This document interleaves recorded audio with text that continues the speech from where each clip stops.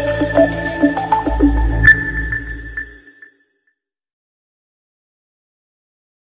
दोस्तों, सी लैंग्वेज के lecture series में आपका स्वागत है। आज हम लोग पढ़ने वाले हैं बाइनरी सर्च एल्गोरिदम। तो बाइनरी सर्च एल्गोरिदम एक सर्चिंग एल्गोरिदम है, लीनियर सर्च की तरह। जैसे लीनियर सर्च है वैसे ही बाइनरी सर्च है, लेकिन कई मायनों में ये थोड़ी सी अलग है। कैसे?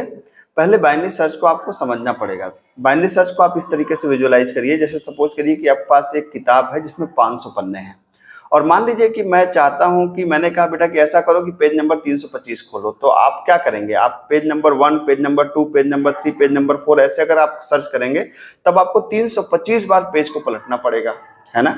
तो अगर आप 1, 2, 3, 4, 5 ऐसे करके ढूंढ रहे हैं तो इसका मतलब है कि आप लीनियर सर्च अप्लाई कर रहे हैं। मतलब आपको पेज नंबर ढूंढना है 325, आपने क्या अप्लाई किया? Linear search. लेकिन मैंने कहा यार इससे बहुत समय लग जाएगा, तो क्या करो? मैंने कहा कि उसको आधे पे से ऐसे डिवाइड करो। अब जब आधे पे डिवाइड के मान लीजिए पेज नंबर 250 आ गया, तो 250 के इसका मतलब है कि अब मुझे किधर जाना है? राइट साइड जाना है ना। तो लेफ्ट साइड को मैंने छोड़ दिया, राइट साइड को फिर आधे पे डिवाइड किया। तो ऐसे डिवाइड एंड कॉन्कर, ये एक एल्गोरिथम पे बेस्ड है जिसका नाम है डिवाइड एंड कॉन्कर। तो इस तरीके से हम लोग ढूंढते हैं। तो इसीलिए जब भी बाइनरी सर्च आप इंप्लीमेंट करने चलेंगे तो data must be sorted before implementing binary search. Data पहले से सॉर्टेड अरेंज होना चाहिए। अगर डेटा अरेंज नहीं है तो आप खुद ही सोचिए कि अगर आपके पास एक किताब है, किताब के पन्ने अगर ऑर्डर से नहीं लगे हैं, मतलब कुछ भी स्कैटर्ड लगा हुआ है, तो अगर स्कैटर्ड लगा हुआ है तो इसका मतलब क्या है कि आप उसको अरेंज नहीं कर पाएंगे, फिर तो आपको एक करके देखना पड़ेगा। लेकिन अगर अरेंज लगा होगा तो जो मैंने बताया कि आधे से डिवाइड कर करके आप आराम से ढूंढ सकते हैं। बाइनरी सर्च जैसे 2, 4, 5, 10 डेटा ढूंढना हो तो वहां लीनियर सर्च बेस्ट है। बाइनरी सर्च वहां के लिए बेस्ट है जहां पे लार्ज अमाउंट ऑफ डेटा हो, डेटा काफी बड़ा हो और वहां से कोई चीज आपको ढूंढना है, तो वहां पे आप लगा सकते हैं बाइनरी सर्च। और बाइनरी सर्च एक इफिशिएंट सर्चिंग टेक्निक है जिसकी टाइम कॉम्प्लेक्सिटी है ऑर्डर ऑफ log n। ये याद रखना होता है, कई बार ये पूछा जाता है इंटरव्यू वगैरह में, एग्जाम में। तो इसकी टाइम कॉम्प्लेक्सिटी होती है log n। अब ये क्या होती है, क्यों होती है, इस पे अभी चर्चा करने का वक्त नहीं है। अभी बस आप समझ रहिए कि log n होती है, ठीक है। अब ये समझना पड़ेगा कि बाइनरी सर्च काम कैसे करती है। तो बाइनरी सर्च इस तरीके से काम करती है कि मान लीजिए कि हमारे पास ये 10 एलिमेंट्स हैं, ये 10 का मैंने एरे भी बना लिया आपको पहले से ही, और ये 10 के 0, 1, 2, 3, 4 इंडेक्स हैं, ठीक है।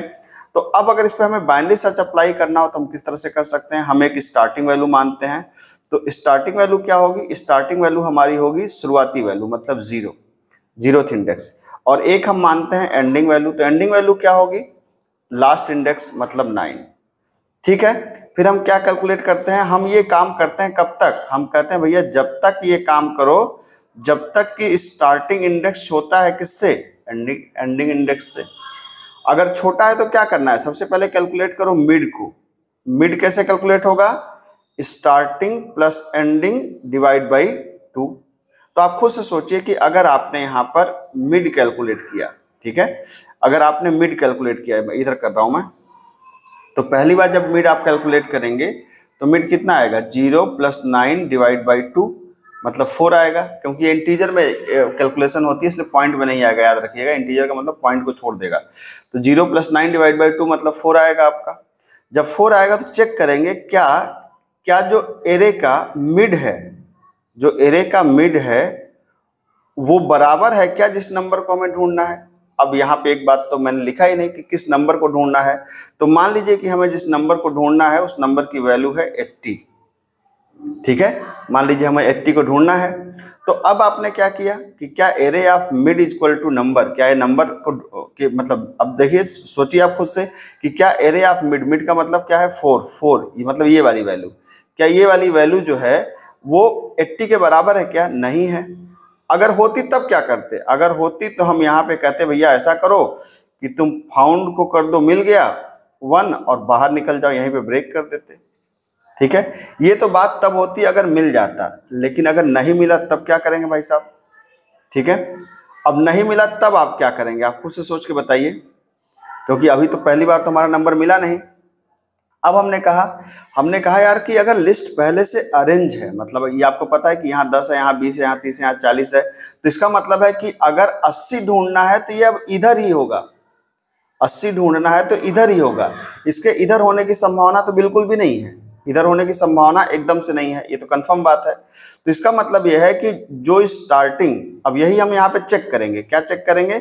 हम चेक करेंगे कि अगर आप यहाँ पे कर सकते हैं एल्स इफ, अगर जो नंबर है अगर वो छोटा है एरे ऑफ मिड से, अगर वो छोटा है एरे ऑफ मिड से, तो इसका क्या मतलब था?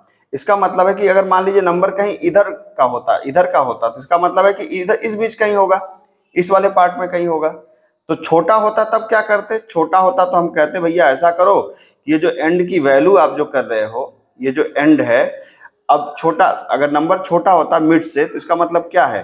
इसका मतलब यह है कि नंबर इसी पार्ट में होगा, इसी पार्ट में होगा, मतलब इस एंड को उठा करके कहाँ पे रख दें? एंड को उठा करके हम रख दें, जो हमारा एंड पार्ट है इसको उठा के रख दें कहाँ पे? मिड -1, है ना? कि स्टार्टिंग तो यही था ही हमारे पास, स्टार्टिंग तो हमारे पास यही था। हमने कहा कि अब ये नहीं है तो इसी के अंदर होना चाहिए, तो हमने यहाँ पे रख दिया। ठीक है, अब क्या किया? दूसरी बात की, अगर अगर मान लीजिए तो बात छोटा है तब, लेकिन अभी जो हमको 80 ढूंढना हो कहाँ पे? बड़ा है। तो एल्स में हम क्या रख सकते हैं? एल्स में रख सकते हैं कि अब जाहिर सी बात है कि अगर ये बड़ा है नंबर, तो इसका मतलब क्या है? इस पार्ट में होगा। ये तो बात कंफर्म है कि इस पार्ट में होगा, इस पार्ट में होगा, मतलब स्टार्टिंग यहां से करने का कोई मतलब नहीं। तो हमने क्या कर दिया? हमने कर दिया कि ऐसा करो, स्टार्टिंग इक्वल टू मिड +1। ठीक है, तो आप खुद से देखिए, अब ये पहली बार तो नहीं मिला, दूसरी बार जब ये कैलकुलेट होगा तो मिड कितना होगा? आप सोचिए, आप यहाँ पे से खुद सोचिए कि यहाँ पे क्या क्या हो गया? क्या नंबर छोटा है रे आप मिड से? नहीं, क्योंकि 80 ढूंढना है। नहीं है तो s इक्वल टू क्या चला गया? स्टार्टिंग इक्वल टू क्या चला गया? मिड +1। तो मिड की वैल्यू कितनी थी? 4, तो 4 + 1 मतलब हो गया 5। ठीक है, और एंड कहाँ पे है? एंड तो ऑलरेडी 9 पे है, एंड में तो कुछ चेंज हुआ नहीं। अब मिड कैलकुलेट करो भैया, तो मिड कैलकुलेट कर लीजिए। आप देखिए यहाँ पे मिड कितना हुआ? 9, 5 + 9 डिवाइड बाई 2, तो कितना हो जाएगा? 9 5 14 डिवाइड बाई 2 मतलब कितना हो जाएगा? 7 आ जाएगा यहाँ पे। अब फिर चेक करेंगे क्या एरे ऑफ मिड, क्या एरे ऑफ मिड नंबर के बराबर है क्या? तो 7 पे देखिए कौन सी वैल्यू है? 80 है, यही तो हमें ढूंढना था। तो इस बार मिल गया। जैसे ही मिल गया, फाउंड को 1 करके हमने क्या कर दिया? ब्रेक कर दिया। तो ये जो टेक्निक है पूरी, आप देख सकते हैं नंबर हमने कितनी बार में ढूंढा। पहली बार लूप चली तो हम यहाँ पे आए, दूसरी बार लूप चली तो हम यहाँ पे आए, तो इसका मतलब 2 ही बार में ढूंढ लिया। जबकि अगर आप लीनियर अप्लाई करते तो क्या होता? पहले आप यहाँ जाते, फिर आप यहाँ जाते, फिर आप यहाँ जाते, फिर यहाँ जाते, यहाँ जाते, यहाँ जाते, यहाँ जाते, फिर ये मिलता आपको। लेकिन चूंकि बाइनरी सर्च की वजह से 2 बार में ही आपने ढूंढ लिया, तो आपको समझ में आया होगा कि टाइम कॉम्प्लेक्सिटी किस बात को कह रहे हैं। अब आइए हम इस प्रोग्राम को बनाकर, अगर आप देखना चाहें तो प्रोग्राम भी बना करके देख सकते हैं। ठीक है, तो ये मैंने अपना देव C++ खोला, और यहाँ पर मैंने कहा कि भाई एरे ऑफ 10, हमने 10 एलिमेंट ले लिया। तो आपको पता ही मैंने एलिमेंट दिया था 10, 20, 30, 40, 50, 60, 70, 80। ठीक है, अब जिस नंबर को ढूंढना है हम उसे रीड भी कर सकते हैं और डिफाइन भी कर सकते हैं। अभी रीड कर लेते हैं। नम लिया, एक स्टार्टिंग लेना था, एक एंड लेना था, एक मिड लेना था। तो पहले नंबर रीड कर लेते हैं। तो हमने कहा कि भाई ऐसा करो कि एंटर नंबर फॉर सर्च। ठीक है, अगर हमने कहा नंबर दे दो ढूंढने के लिए, नंबर आपने दे दिया। यहाँ पर स्कैन ऑफ क्या कर दिया आपने कहा %d comma address of number, इस नंबर को आपने ढूंढा। और आपको पता है कि आपने क्या किया था? आपने कहा था starting equal to 0, ending equal to, जितनी भी इंडेक्स था, इंडेक्स लास्ट क्या थी? 9 थी। अब क्या करेंगे? लूप चलाओ। अच्छा, एक और चीज यहाँ पर मान लीजिए, यहाँ पे वेरिएबल मान लीजिए किस नाम से? फाउंड नाम से। और फाउंड की वैल्यू कितनी कर लीजिए? 0, मतलब नहीं मिला। अब हमने कहा भाई जब तक स्टार्टिंग छोटी या बराबर हो एंडिंग के, तभी तक लूप चलो। ठीक है, तो फिर क्या कैलकुलेट किया? मिड इक्वल टू क्या है? Starting plus ending divide by 2। ठीक, यही तो किया था हमने। फिर हमने क्या चेक किया था कि यदि एरे ऑफ मिड बराबर है किसके? नंबर के, तो इसका मतलब क्या है? मिल गया। मिल गया तो हमने कहा था फाउंड को 1 करके वहीं पे ब्रेक कर दो।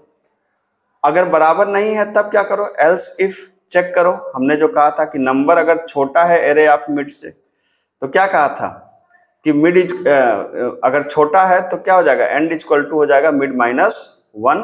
और अगर इसका उल्टा बड़ा है तो स्टार्टिंग इक्वल टू क्या हो जाएगा? मिड +1। ठीक है, ये पूरी मैंने आपको लॉजिक लिख डाली जो मैंने आपको समझाया था पेपर पे। ठीक है, उसके बाद अब आप चेक कर लीजिए कि यदि लूप के बाहर फाउंड क्या लेके आ रहा है? 1 लेके आ रहा था। इसका मतलब यह है क्या कि element found in the array. और अगर नहीं लेके आ रहा है तो इसका मतलब क्या है? प्रिंटफ। आप क्या कह सकते हैं? Element does not found in the array. आप ये देख लीजिए आराम से। हमने इसे रन करा दिया। यहाँ पे क्या कर दिया? ब्रेक के बाद मैंने सेमीकोलन नहीं लगाया था, आप इसे लगा दीजिए। ये देखिए ये देखिए नंबर फॉर सर्च 80 मैंने कहा, element found in the array. मान लीजिए मैं कोई ऐसा एलिमेंट दूं जो नहीं हो, मैंने कहा 120, element does not found in the array. अभी तो मैंने 80 बड़ा ढूंढा था, छोटा ढूंढ लेता हूँ मिड से, मैंने कहा 20, element found in the array. इसका मतलब हमारी एल्गोरिदम प्रॉपर काम कर रही है। तो आप देख सकते हैं ये पूरी की पूरी एल्गोरिदम मैंने जो बनाया था, जो मैंने आपको पेपर पे समझाया था, एग्जैक्टली उसी काम को किया है। हाँ, इसको समझने के लिए एक बार पेपर पे लेकर के आप जरूर करेंगे, तभी आपको बात क्लियर समझ में आएगी। सिर्फ देखने मात्र से थोड़ी कंफ्यूजन आपको होगी, तो आप इसको पेपर पे मेरे साथ साथ करिए, देखिए मजा आ जाएगा आपको। मिलते हैं अगली क्लास में। Thank you so much.